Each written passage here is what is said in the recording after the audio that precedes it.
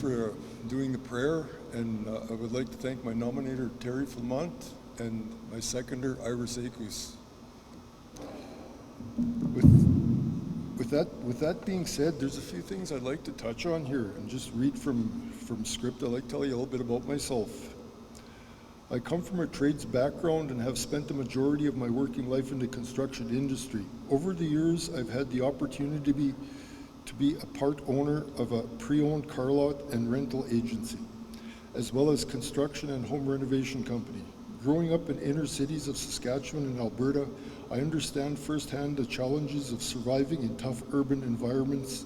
Those experiences have shaped my perspective and deepened my commitment to advocating for those who often feel overlooked and left behind.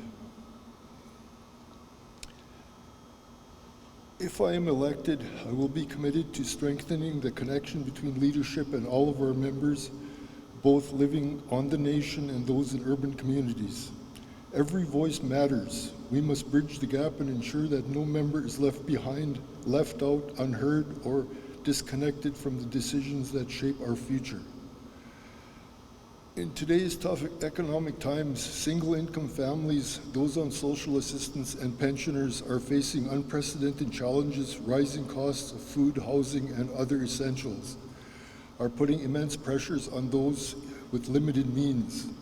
We must ensure that no one is left behind. That means advocating for stronger social supports, affordable housing, and better care for our elders, by targeting, developing, and implementing relief programs to help those who need it most.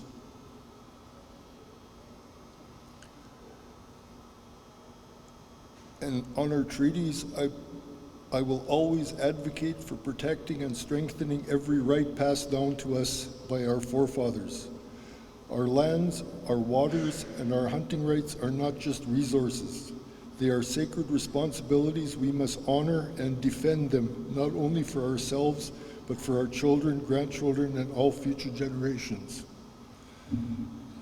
In closing this off, I'd just like to say, I believe true leadership is rooted in respect, honor, integrity, and a real leader is transparent and accountable, committed to doing what is right for our communities, even when it's not the easiest path. That is the kind of leadership I stand for and I believe in. With that being said, I think that we're going to have to work on our non-disclosure agreements. Not only that, our election agreements, because we had 30 people running and only 14 made it due to what they owed or a criminal record check or some, to put this in a nice way, I think that's candidate suppression, in short. And we have to work on that to give everybody a chance to have the chance of what we're doing here. With that being said, with them two, that non-disclosure agreement and that candidate suppression, we're bottling all the information, and the current leadership is only letting us know the information that they want us to hear. And that's not true leadership. Information is power, and they're using their power, and it's not right. I have more to say, but I can't say it in a nice way, so I'm not going to say it. And for all of you, most of you know me, and a lot of you don't. I ask you for this opportunity to represent my nation in electing me to Zagime Anishinabek Council. If you have any questions, ask me. And if you don't want to approach me and ask me, ask your parents, ask your grandparents, cousins, uncles, whatever.